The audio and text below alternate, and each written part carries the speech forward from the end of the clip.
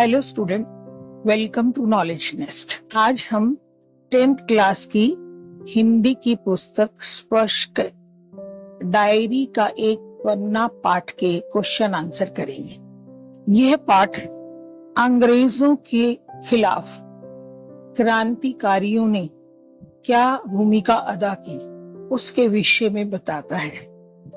इस पाठ के लेखक सीताराम सेकसरिया हैं। बच्चों, हर पाठ का नाम और उसका लेखक का नाम आपको याद होना चाहिए, क्योंकि ये क्वेश्चन 1 नंबर का आपके पास आता ही आता है। जैसा कि मैंने इस पाठ को समझाते हुए आपको बताया था कि इसमें लेखक जो दिन प्रतिदिन देखते थे, सुनते थे और महसूस करते थे गुलामी के दिनों में, वो अपनी डायरी में नोट कर लेते थे। इस पाठ में उनकी डायरी का 26 जनवरी 1931 तक का लेखा जोखा है। किस तरह से पुलिस ने अत्याचार किए क्रांतिकारियों पर, यह सारा उन्होंने बताया है। अब हम इसके प्रश्न करेंगे। पहला प्रश्न है आपका, कलकत्ता वासियों के लिए 26 जनवरी 1931 का दिन महत्वपूर्ण क्यों था? कलकत्ता वासियों के लिए यह दिन इसलिए महत्वपूर्ण था क्योंकि आज ही के दिन सारे हिंदुस्तान में स्वतंत्रता की वर्षगांठ मनाई जा रही थी। पहली बार 26 जनवरी 1931 को स्वतंत्रता की वर्षगांठ मनाई जा रही थी। इस दिन कलकत्ता वासियों को स्वयं को देशभक्त सिद्ध करने का मौका मिल रहा था, इसलिए यह दिन उनके लिए महत्वपूर्ण था। दूसरा प्रश्न है, सुभाष बाबू के जुलूस का भार किस पर था? सुभाष बाबू के जुलूस का भार पूर्णो दास पर था, जिन्होंने इस पूरे जुलूस का प्रबंध किया था। उन्होंने जगह जगह फोटो का प्रबंध किया था और बाद में पुलिस द्वारा उन्हें पकड़ लिया गया था। क्वेश्चन नंबर 3 है, विद्यार्थी संघ के मंत्री अविनाश बाबू के झंडा गाड़ने पर क्या प्रतिक्रिया हुई? अविनाश बाबू प्रांतीय विद्यार्थी संघ के मंत्री थे। उन्होंने सदानंद पार्क में झंडा गाड़ा। पुलिस ने उनको पकड़ लिया क्योंकि पुलिस ने पहले से ही इंतजाम कर रखे थे कि क्रांतिकारियों को उनके मनमानी से सभा करने नहीं दिया जाएगा। और उन्होंने उन पर, जितने भी लोग वहां पर थे, उन पर अत्याचार किए, लाठीचार्ज किए, उनमें महिलाएं भी थी, उनको मारा पीटा और वहां झंडा फहराने से रोक दिया गया। कई लोगों को गिरफ्तार कर लिया गया। क्वेश्चन नंबर 4 है, लोग अपने अपने मकानों व सार्वजनिक स्थलों पर राष्ट्रीय झंडा फहराकर किस बात का संकेत देना चाहते थे? क्योंकि 26 जनवरी 1931 का दिन अमर बनाने के लिए तैयारी की गई थी। जगह जगह सभाएं की जानी थी, झंडा फहराया जाना था, तो लोगों में एक जोश था। तो लोगों ने अपने अपने घरों में और सार्वजनिक स्थानों पर झंडा फहराना शुरू किया, क्योंकि वे ये बताना चाहते थे कि वे अपने देश की स्वतंत्रता और राष्ट्रीय झंडे का पूर्ण सम्मान करते हैं। इसलिए उन्होंने पुलिस के अत्याचारों के बावजूद भी जो जो जगह निश्चित की गई थी, वहां वहां उन्होंने झंडा फहराया। तो पुलिस के अत्याचारों से डरे नहीं और अंग्रेजों के खिलाफ लड़ते रहे।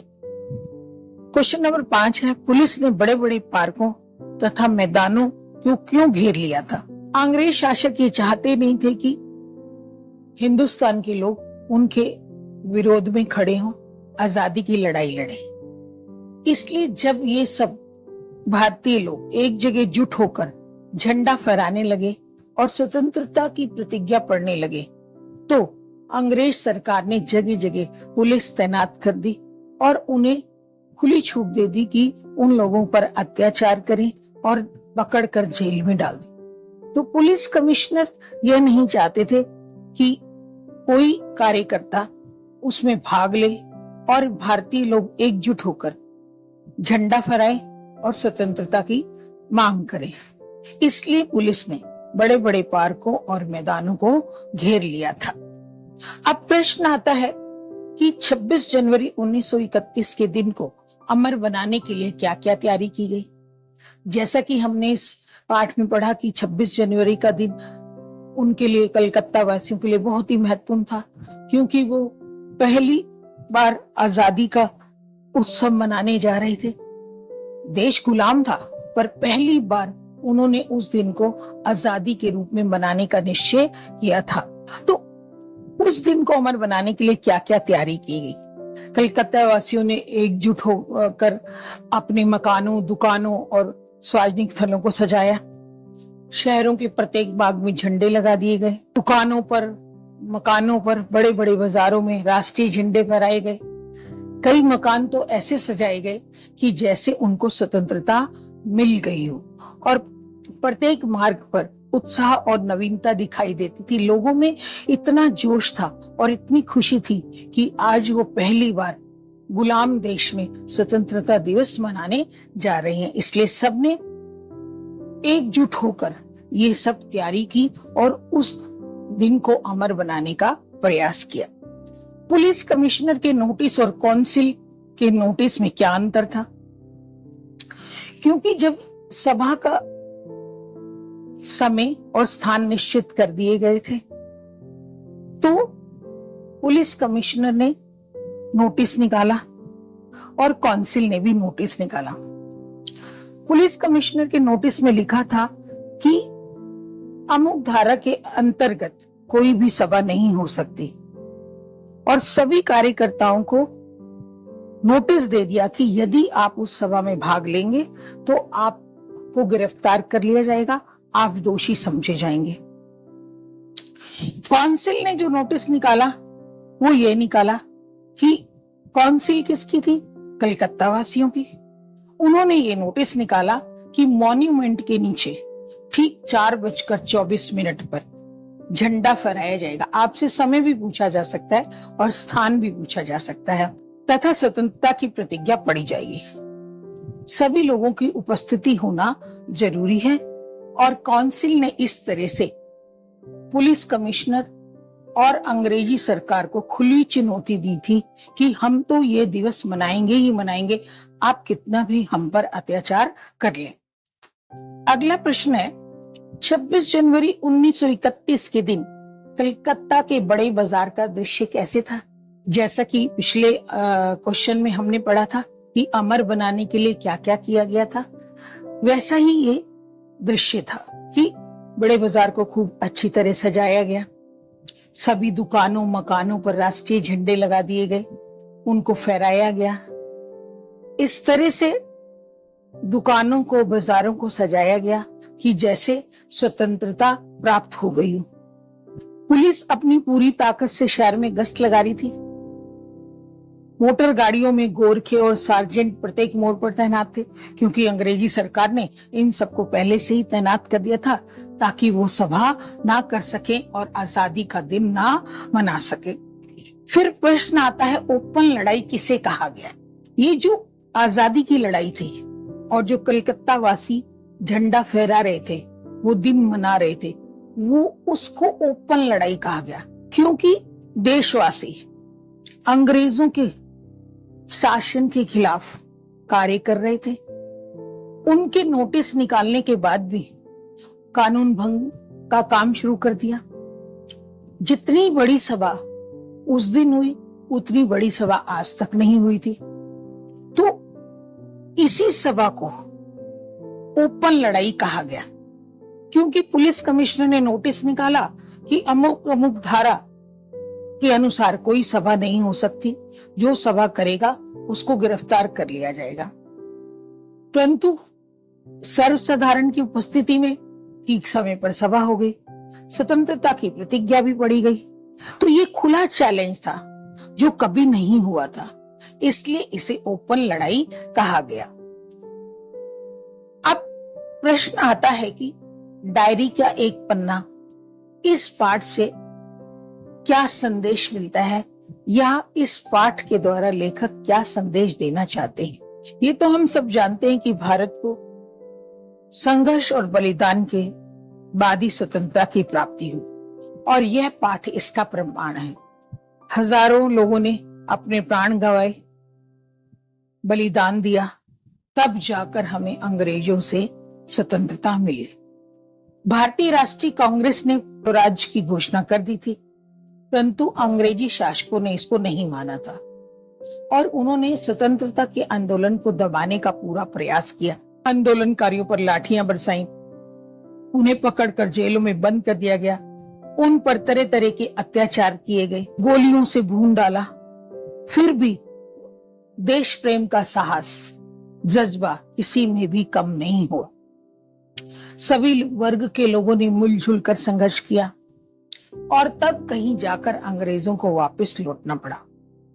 यह पाठ हमें देश प्रेम का संदेश देता है कि और साथ ही बताता है कि अगर देश प्रेम आपके अंदर है और देश कुर्बानी मांगता है तो हमें कष्ट सहने के लिए तैयार रहना चाहिए।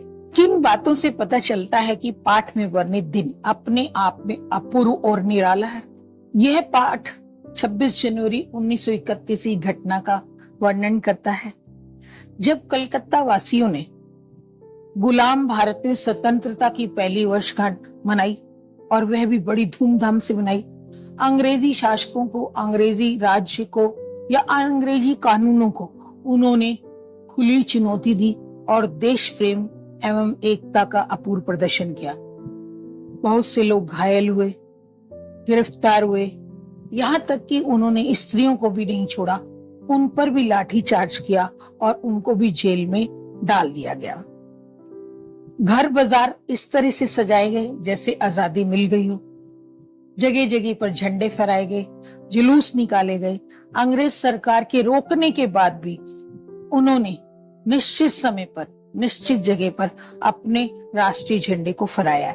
ये सब चीजें अपने आप में अपूर्व और निराली हैं, क्योंकि आजादी और देश प्रेम का जज्बा इस हिसाब से लोगों के अंदर घर कर चुका था कि उन्होंने अंग्रेजों के अत्याचार की परवाह नहीं की। लेखक की डायरी का एक पृष्ठ भावी पीढ़ी को किस प्रकार प्रेरित करता है, स्पष्ट कीजिए। भावी पीढ़ी मतलब आने वाले, जैसे आप बच्चे भावी नागरिक हैं देश के। तो आपको इस पाठ से क्या शिक्षा मिलती है, आपको क्या प्रेरणा मिलती है, आपको देश के लिए क्या करना चाहिए, यह लेखक की कामना है। क्योंकि लेखक जो थे वो भी आजादी की लड़ाई लड़ने वाले असंख्य लोगों में से एक थे। उनकी निजी डायरी का एक पृष्ठ स्वतंत्रता संग्राम के इतिहास की अनमोल धरोहर है, जिसमें उन्होंने बच्चों ये 26 जनवरी 1931 का दिन जो कलकत्ता में आजादी के लिए मनाया गया था उसका वर्णन किया है। यह पाठ हमारी भावी पीढ़ियों को क्रांतिकारियों और देशभक्तों की कुर्बानी की याद दिलाता है। साथ ही ये बताता है कि अगर हम संगठित होकर चलेंगे और दृढ़ संकल्प करेंगे तो हमारा कोई कुछ भी बिगाड़ नहीं सकता। देशभक्ति की महान भावना के आगे कोई भी चीज महत्वपूर्ण नहीं है, अतः हमें संगठित होकर अन्याय का विरोध करना चाहिए, अन्याय के आगे सिर झुकाना नहीं चाहिए। अगर बच्चों आपको कोई समस्या हो, कुछ आंसर पूछना हो, कोई क्वेश्चन पूछना हो तो कमेंट बॉक्स में लिखें। ज्यादा से ज्यादा लाइक करें, शेयर करें और चैनल को सब्सक्राइब करें।